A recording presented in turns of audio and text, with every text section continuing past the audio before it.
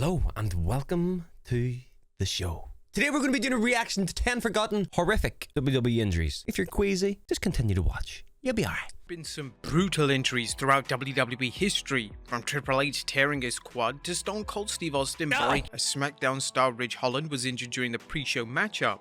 Holland teamed up with Sheamus to take on Ricochet and Cesaro, and during the match, Ricochet and Cesaro performed a double team move on Holland which shattered his nose. God damn! Unfortunately, the move appeared to be an attempted splash, but Ricochet's knee landed straight on Holland's face. Holland had to immediately grab his nose as it was apparent that an injury had taken place. An audible was called. I don't know what did he say? Knee landed on his face? Unfortunately, the move appeared to be an attempted splash, but Ricochet's knee landed straight. Bro, I don't know what you did in biology or body part class, but his knee did not hit his nose. Straight on Holland's face. Holland had to immediately grab his nose as it was apparent.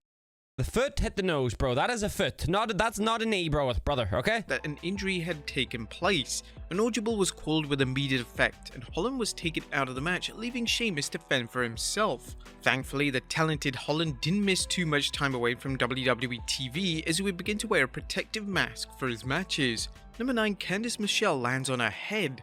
Candace Michelle's injury in 2007 looked absolutely devastating. Michelle was wrestling Beth Phoenix in a 2 out of 3 falls match on Raw when the match finish had to be changed on the fly. As Michelle was perched on the ropes, she slipped, falling face first onto the mat. A loud thud was heard, and it was evident that Michelle was not okay. Even Jim Ross and Jerry Lawler's tone on commentary drastically altered, which indicated to the audience watching at home that this was not a planned spot. Concern grew when WWE.com posted an image on their website of Michelle being stretchered out of the arena, but WWE quickly put fans' minds at ease by releasing a statement that stated Michelle had only cracked a clavicle. The impact of landing on her head could have resulted in a much more serious injury, and WWE certainly did the right thing in changing the match finish.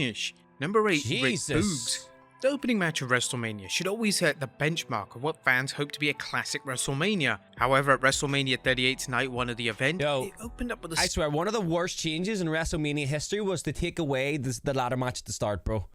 That got people fucking pumped. Sinister injury. Rick Boogs teamed with Shinsuke Nakamura to take on the Usos, and during the match, Boogs attempted to lift both members of the Usos onto his shoulders. This didn't go to plan as Boogs tore his quad and was subsequently screaming in anguish in the middle of the ring. An audible was called and Boogs was taken out of the match. This wasn't the WrestleMania debut Boogs wanted, and it certainly left a negative aura around the show, which the WWE talent had to work hard to overcome. Number 7, Hardcore Holly. Oh god. The WWE made the smart move of moving Hardcore Holly over to the ECW brand in 2006. WWE had just revamped the ECW brand, and it made logical sense to bring someone as tough as Holly into the mix. One of Holly's most infamous moments on the ECW brand was when we wrestled Rob Van Dam. During a spot which was supposed to see Holly suplex RVD through a table from the ring apron, the table landing was botched, and part of the wood and metal went into Holly's back. This left Holly with a serious gash on his back, which was literally oozing out blood and didn't seem to stop.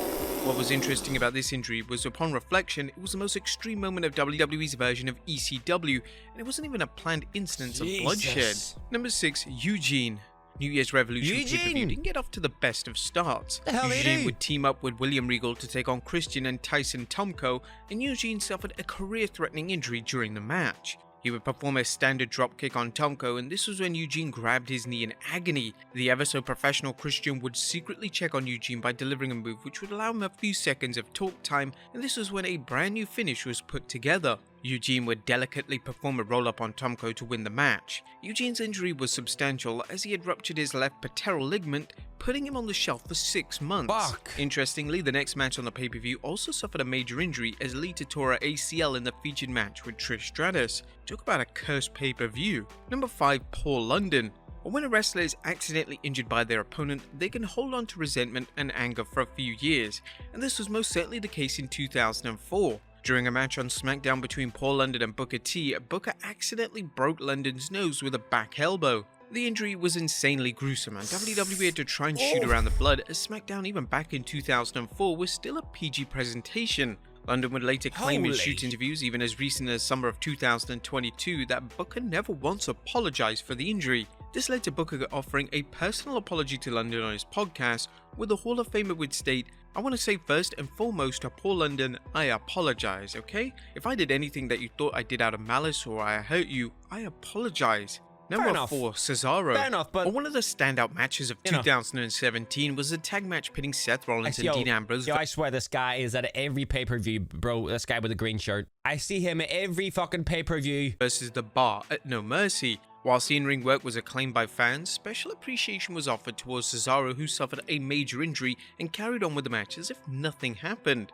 During the match, Rollins would perform a slingshot on Cesaro, with Cesaro's face heading straight into the post. This caused extensive dental damage for Cesaro, as it had extensively impacted his 2 front teeth. Whilst the injury was serious, Cesaro showed great character in continuing on, and the moment the match was finished, Cesaro was medically assessed by WWE doctors. The damage was severe, so much that Cesaro had to wear braces and a mouthguard until summer of 2019. Number 3, Liv Morgan. Upon Brie Bella's return to in-ring competition in 2018, something felt a little off. Brie returned with a ton of ring rust and she was becoming insanely reckless in the ring. This recklessness resulted in an injury taking place. During a tag match featuring herself and Nikki versus the Riot Squad, Brie would kick Liv Morgan right in the face, knocking her out clean in the process. Morgan would be diagnosed with a serious concussion and would spend a duration of time on the sidelines. Brie received widespread criticism for how she handled the injury. Some fans believed that she was making matters worse by physically moving an already knocked out Morgan.